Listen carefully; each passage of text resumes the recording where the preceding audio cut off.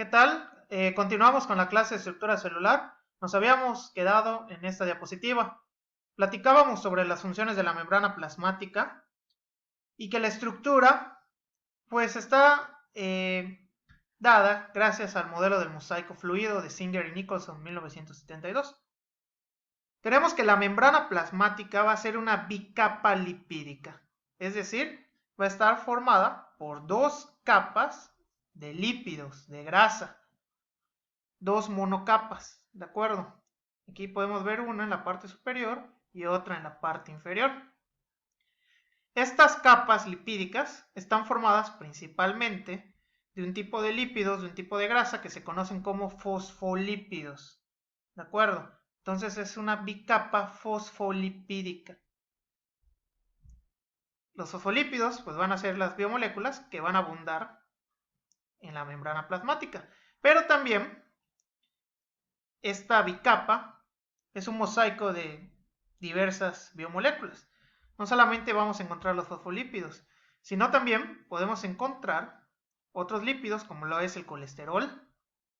Vamos a encontrar otras moléculas, por ejemplo, glúcidos asociados a lípidos llamados glucolípidos. Podemos encontrar carbohidratos. Podemos encontrar diversos tipos de proteínas, por ejemplo, las proteínas periféricas y las proteínas integrales. También podemos encontrar proteínas de canal, proteínas globulares, entre diversos tipos. También los glúcidos se pueden asociar a las proteínas y van a formar glucoproteínas. ¿De acuerdo? Entonces vamos a tener diversos tipos de biomoléculas en la membrana plasmática. En el caso de los fosfolípidos, estos van a estar integrados por dos regiones. Una región polar o hidrofílica, que es la cabeza del fosfolípido. Hidrofílico quiere decir que es afín al agua, ¿sí? Entonces, estas regiones polares, estas cabezas de fosfolípidos, las vamos a tener en los bordes de la membrana, mientras que en la parte interna vamos a tener las regiones apolares o hidrofóbicas, es decir, que no son afines al agua. Y estas van a ser las colas de los fosfolípidos, que están formados por ácidos grasos. ¿De acuerdo? Eso es lo que nos dice a grandes rasgos lo que es el modelo del mosaico fluido. ¿De acuerdo? Tenemos entonces una bicapa fosfolipídica y diversas biomoléculas con diversas funciones. Ok. Tanto procariotas como eucariotas también tienen un citoplasma. Este citoplasma va a ser el contenido celular que se va a encontrar entre la membrana plasmática, de la cual hablábamos, y el núcleo, en el caso de los eucariotas, ¿sí? El citoplasma va a presentar una parte líquida, una solución constituida por agua y enzimas, denominada citosol o hialoplasma. Esta parte fluida del citoplasma, entonces, va a ser el citosol. Y es aquí donde se llevan a cabo diversas reacciones metabólicas, como por ejemplo la glucólisis. El núcleo, aquí ya hablamos de célula eucariota, por lo tanto va a ser su estructura principal, que dependiendo del tipo de célula, pues va a variar dependiendo su morfología también y sus funciones. El tamaño es variable, puede ir de los 5 a las 10 micras, al igual que su ubicación, aunque la tendencia es que esté en una ubicación central, ¿sí? Esto que vemos aquí, esta imagen, son las partes del núcleo, no es una célula, observen bien, son las partes del núcleo. Podemos ver que en el núcleo también se pueden adherir ribosomas para la síntesis proteica, van a haber poros nucleares por donde salga el ARN mensajero en la transcripción, ¿sí? Va a tener diversas capas. Recuerden que la célula eucariota es una célula cuyas estructuras tienen membranas. Va a haber una membrana nuclear interna, una externa y una lámina fibrosa.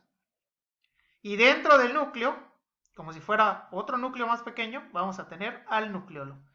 ¿Cuáles son las funciones del núcleo? La principal es que va a ser el almacén de la información genética.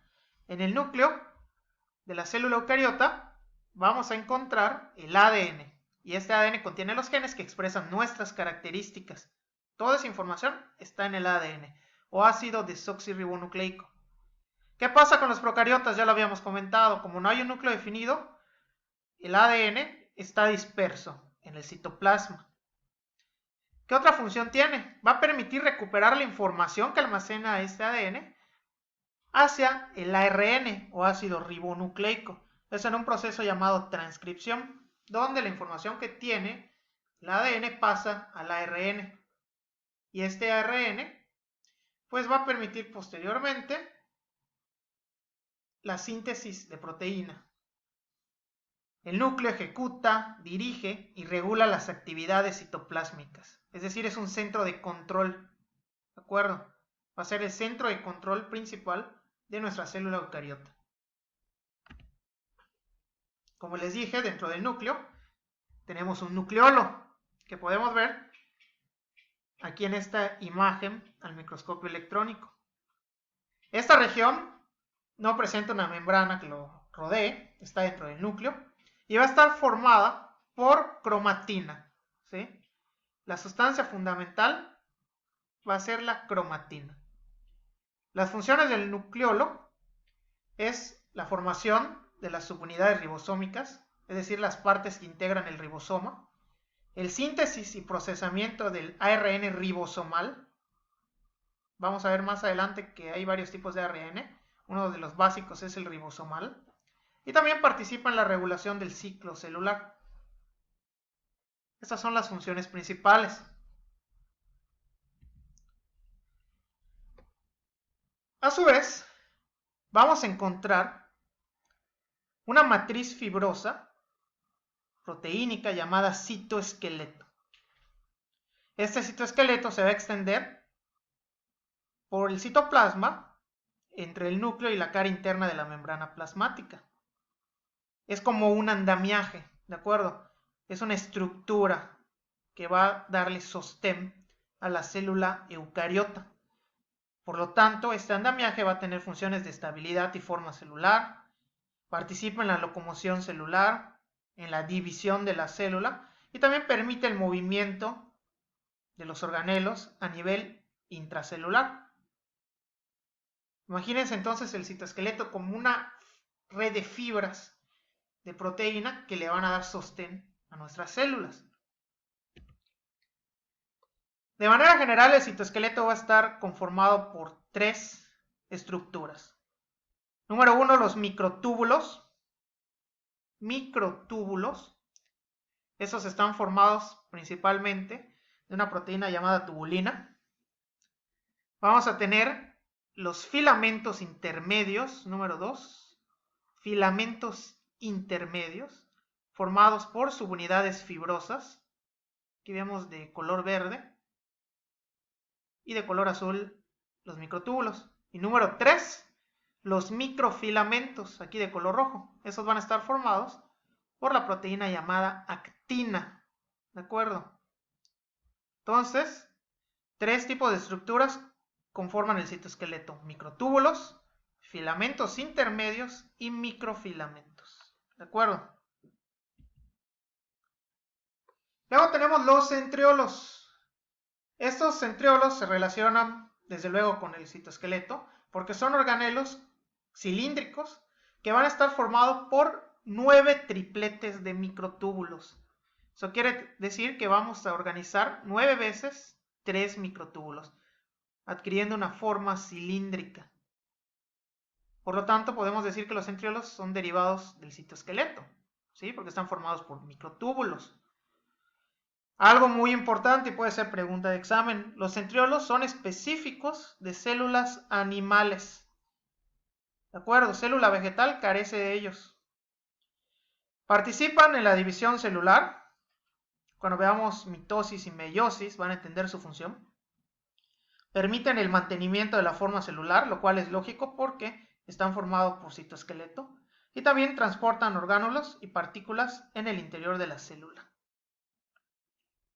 Recuerden, solo en células animales. De ahí tenemos los cilios y los flagelos. Estas estructuras también se relacionan con el citoesqueleto, debido a los componentes microtubulares que presentan. ¿Cuál es la diferencia? Los cilios van a ser orgánulos exclusivos de células eucariotas y van a ser apéndices a manera de pelo con una estructura altamente ordenada. Aquí, por ejemplo, tenemos en la figura 1 un organismo ciliado. Este es un protozoario. De ahí deriva el nombre de ciliado por la presencia de numerosos cilios que le permiten la locomoción. Mientras que los flagelos van a ser apéndices móviles en forma de látigo, como podemos ver en la figura número 2. Tenemos un espermatozoide. Y este no solamente lo podemos encontrar en eucariotas, sino también en procariotas. El espermatozoide es una célula sexual eucariota, pero existen especies de bacterias que son procariotas que también tienen flagelos. ¿De acuerdo? Cilios, apéndices cortos, flagelos, apéndices largos, pero la función suele estar relacionada con la locomoción, el movimiento. ¿De acuerdo? Y la estructura es en base a microtúbulos. ¿De acuerdo? Una estructura microtubular. Cilios y flagelos. Luego pasamos a los ribosomas. Esos ribosomas que ya mencionamos varias veces. Los ribosomas van a ser complejos macromoleculares que van a estar integrados, número 1, por proteína y número 2, por ARN, es decir, ácido ribonucleico. Y los podemos encontrar en el citoplasma, principalmente, pero pueden estar presentes en mitocondrias, en retículo endoplasmático, en este caso el retículo endoplasmático rugoso, de ahí el nombre, y también en cloroplastos. Y también vimos que el núcleo puede tener adheridos ribosomas. Los ribosomas van a estar formados por dos subunidades, una subunidad grande o subunidad mayor, que vemos aquí en la parte superior, y una subunidad pequeña, también llamada subunidad menor, aquí en la parte inferior. ¿Sí? Y la función es síntesis de proteína, es decir, formar proteína. ¿De acuerdo? En biología, grábenselo muy bien, síntesis significa formación. ¿De acuerdo? No es como cuando les dice otro maestro, háganme una síntesis de tal tema, que para ustedes pues entienden que es un resumen. No. En biología, sintetizar significa formar. Entonces, si sintetiza proteína, estos organelos, su función principal va a ser la formación de proteína, ¿de acuerdo? Luego tenemos la mitocondria, organelo súper importante. Tenemos un organelo cilíndrico, membranoso. Como pueden ver, tiene una membrana externa, una interna y un espacio intermembrana, cuya función principal va a ser la producción de energía, subrayen energía. Gracias a la mitocondria, la célula genera energía y participa en los procesos de respiración celular, ¿sí? Ya a nivel metabólico. Tiene diversas funciones realmente. Obviamente la principal pues es la producción aeróbica de la energía. Destaca aquí, por ejemplo, un ciclo metabólico conocido como ciclo de Krebs. Ya los que tomen bioquímica lo verán más a fondo. Participa también en la termogénesis, es decir, en la capacidad de generar calor debido a estas reacciones que se dan. Origina las especies reactivas del oxígeno llamados radicales libres. Estos van oxidando las células, lo comentamos cuando hablamos de envejecimiento. Por eso la importancia de consumir antioxidantes. Está involucrada en la apoptosis, esto se conoce también como muerte celular programada. La célula, cuando recibe un daño o cuando ya llega a cierto tiempo de senescencia, se autoprograma para morir y esa es la apoptosis. ¿De acuerdo? Mientras que la necrosis va a ser la muerte de la célula, pero meramente cuando se dé una cuestión patológica, ¿de acuerdo? La apoptosis es programada, como quien dice, la célula se suicida. Y también participa en la homeostasis del calcio, ¿sí? Bueno, vamos a dejar este video hasta aquí. Continuamos con el siguiente video.